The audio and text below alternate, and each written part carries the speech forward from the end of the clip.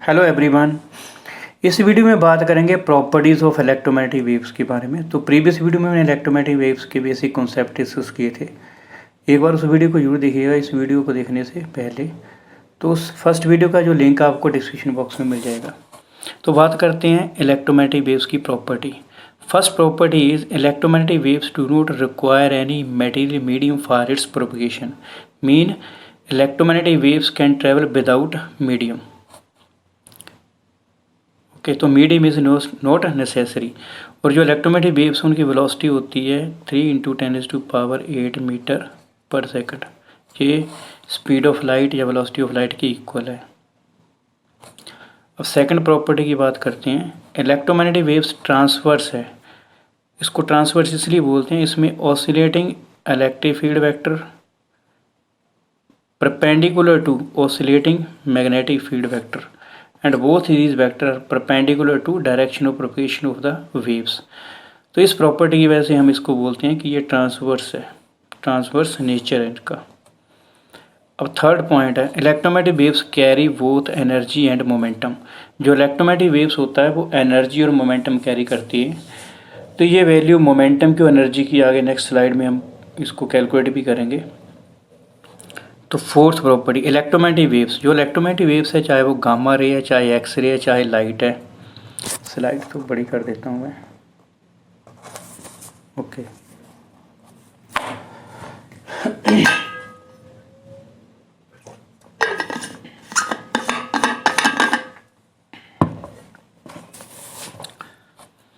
तो चाहे gamma ray है, चाहे एक्स रे है, लाइट रे है, कोई भी रेडियो वेव है, उनकी फ्रीक्वेंसी और wavelength, frequency F, wavelength lambda, ये डिफरेंट होती है। हर किसी की डिफरेंट होगी, एक्सरे की, गामा रे की, सबकी जो फ्रीक्वेंसी है और वेवलेंथ है ये अलग अलग होती है।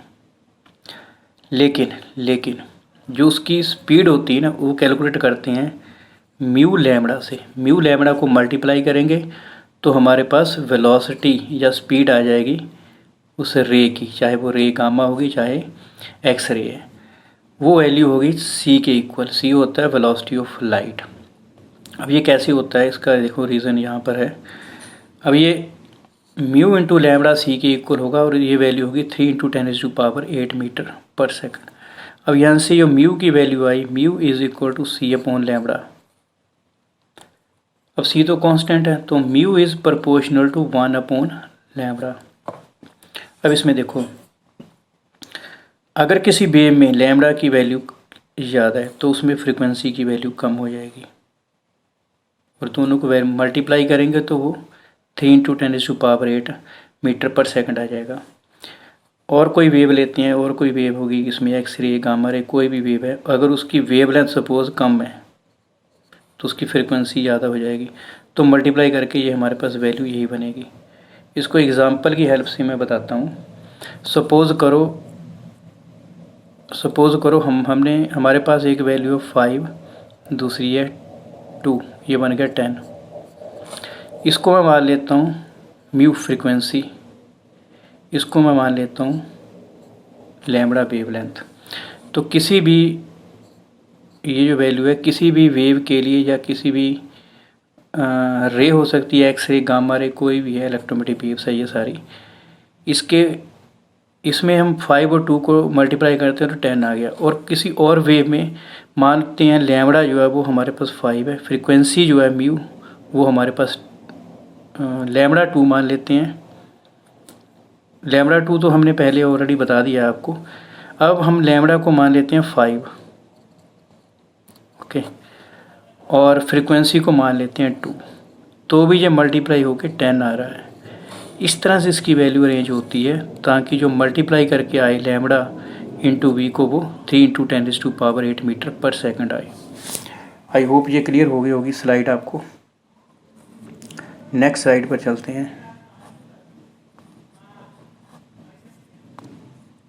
नेक्स्ट स्लाइड में आपको ये याद रखना है इंटेंसिटी ऑफ इलेक्ट्रोमैग्नेटिक वेव्स।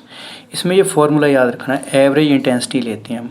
जो एवरेज इंटेंसिटी है उसका फॉर्मूला है energy upon perpendicular area into time. इस फॉर्मूले को प्लीज़ फॉर्मूले को अच्छी तरह से लर्न कर लीजिए।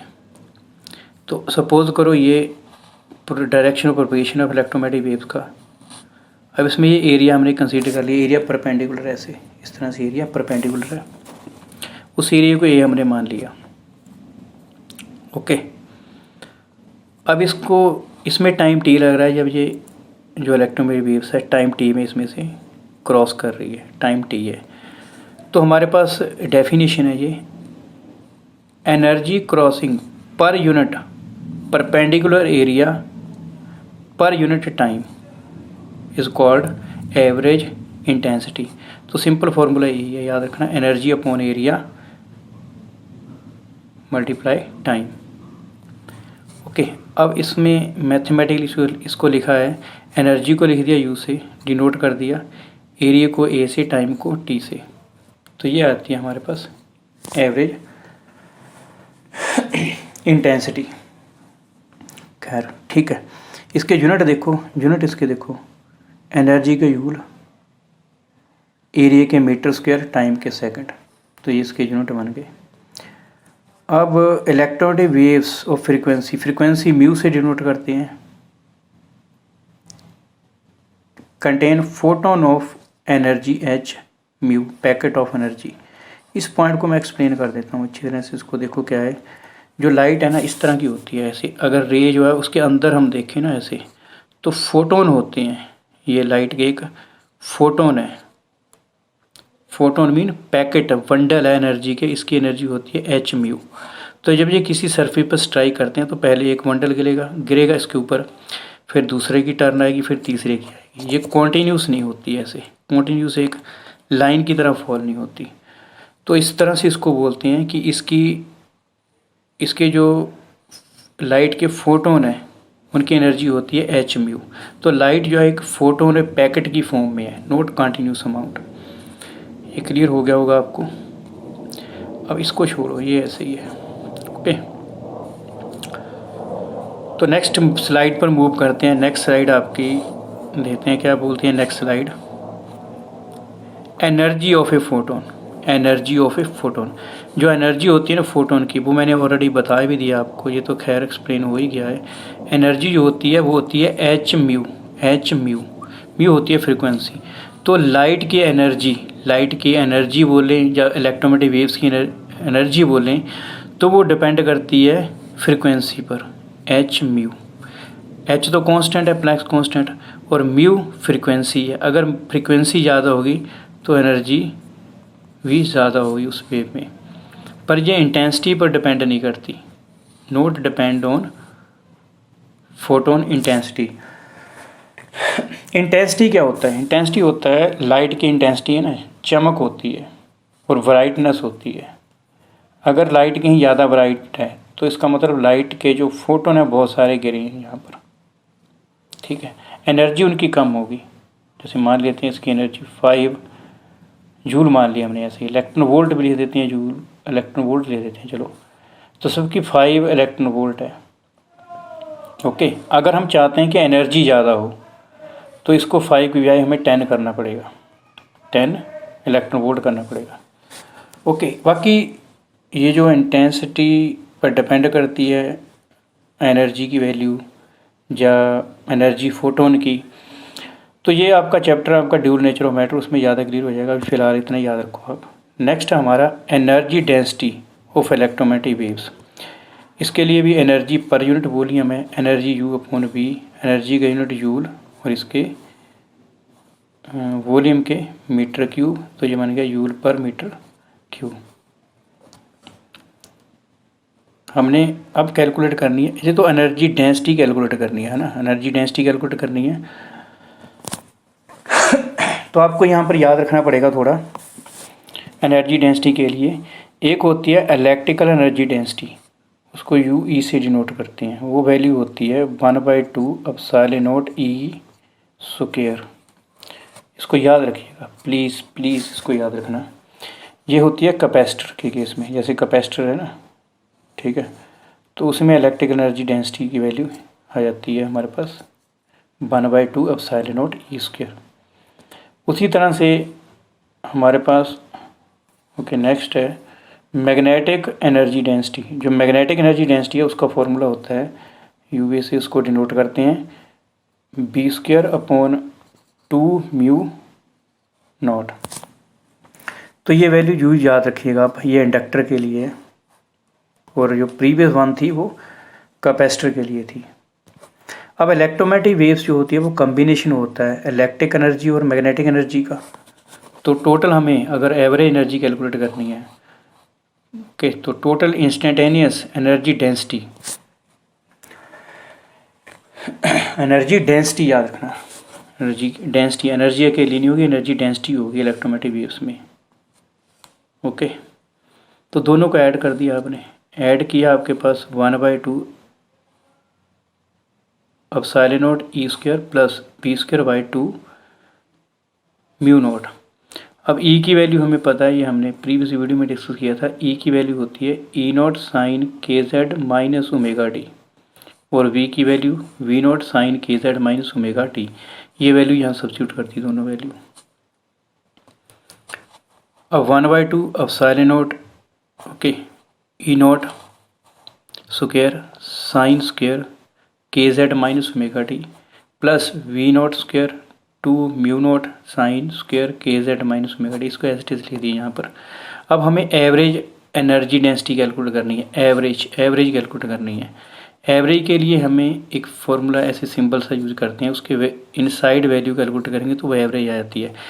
आपने एसी करंट में ये वैल्यू ये देखा होगा। अगर हमें एवरेज कैलकुलेट करनी है एसी की तो किस तरह से कैलकुलेट करते हैं, तो एवरेज लेते हैं इस तरह से 1/2 करके इसकी वैल्यू कैसे लेते थे ना एसी में, इंटीग्रेशन 0 टू।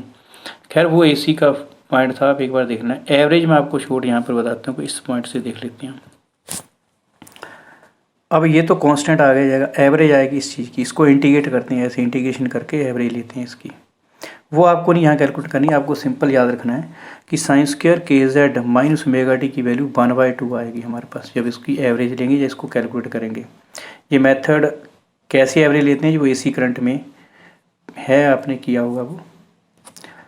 और उसी तरह से दूसरी वैल्यू 1/2 आ गई, मीन मैग्नेटिक वाली भी वैल्यू 1/2 ये तो सेम ही रहेगी ना दोनों की, सेम ही 1/2। अब ये वैल्यू पुट कर दी यहाँ पर, ठीक।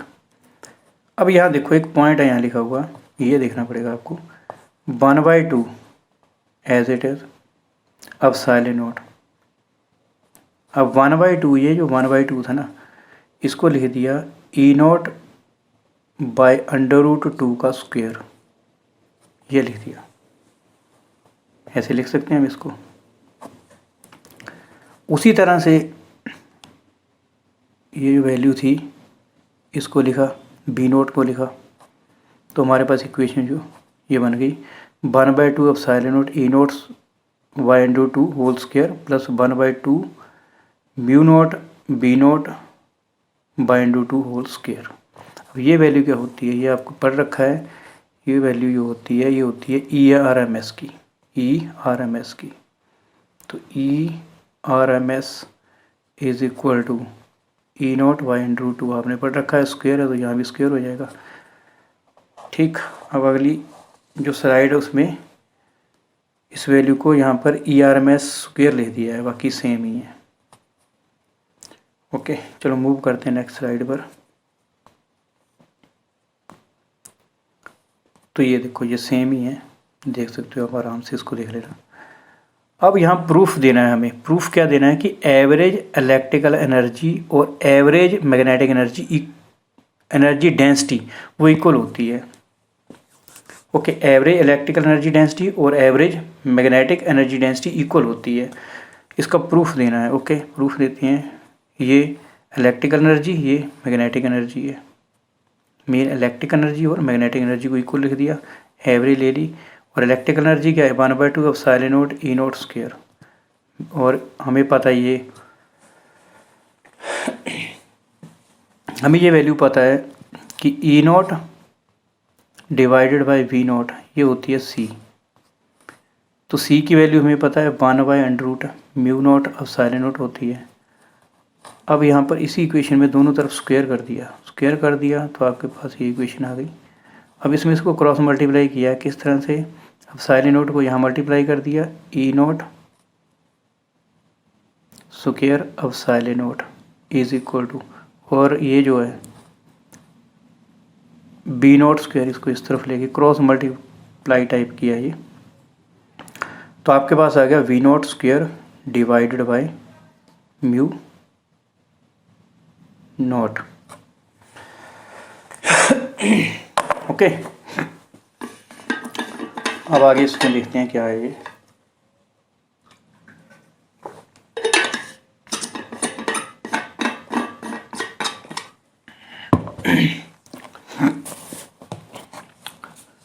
ऑलराइट, तो ये इक्वेशन हमारे पास आ गई। अब दोनों तरफ यहाँ भी लेफ्ट हैंड साइड और राइट हैंड में 1/2 से मल्टीप्लाई कर दिया, ये 1/2 और ये देखो प्रूफ हो गई, बराबर आ गई। तो ये तो हमें प्रूफ करना था। तो ये भी पूछा जा सकता है आपको कभी एग्ज़ाम में, तो आपको याद रखना कि अगर आपको प्रूफ करना है average electric energy density equal होती है एवरेज मैग्नेटिक एनर्जी डेंसिटी को, तो इस तरह से करना उसको। ओके, ऑलराइट, नेक्स्ट चलते हैं। ये तो ERMS लिखा है, ये तो अंडरस्टूड ही आप देख सकते हो इसलिए। अब बात करते हैं momentum.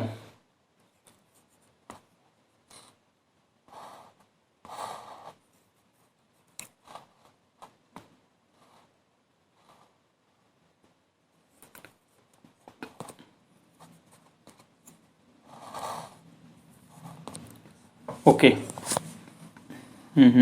Battery down no problem, battery down no problem. Okay, momentum.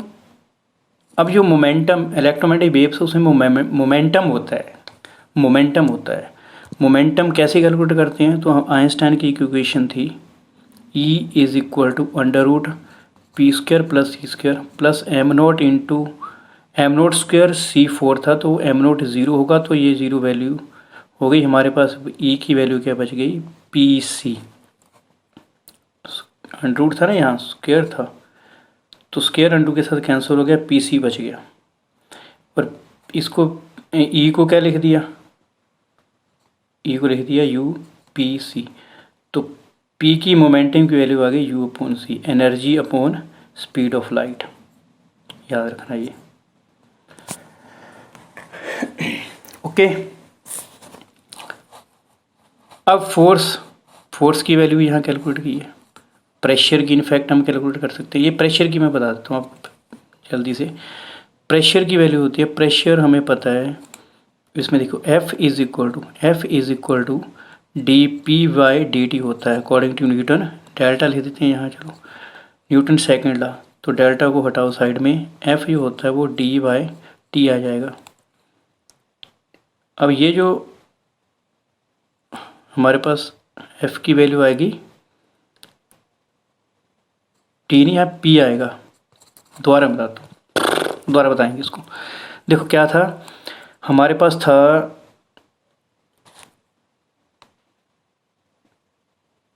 F is equal to delta P/डेल्टा T। Okay, change in momentum by change in time. तो अब P की वैल्यू हमें पता है U/c, यहाँ पुट कर दी, U/T और साथ में C आ जाएगा, मतलब C/T आ जाएगा। ठीक, ये था F। अब इसको A से मल्टीप्लाई डिवाइड कर दिया, सॉरी यहाँ भी A से डिवाइड कर दिया, इसमें भी यहाँ A से डिवाइड कर दिया, तो हमारे पास F/A होता है प्रेशर। तो प्रेशर क्या आ गया V, तो प्रेशर की वैल्यू क्या आ गई, प्रेशर इज इक्वल टू ऊपर क्या, sorry U, pressure P is equal to U divided by ACT। तो ये याद रखना प्रेशर की वैल्यू है, ठीक है, U/TC, U/TC।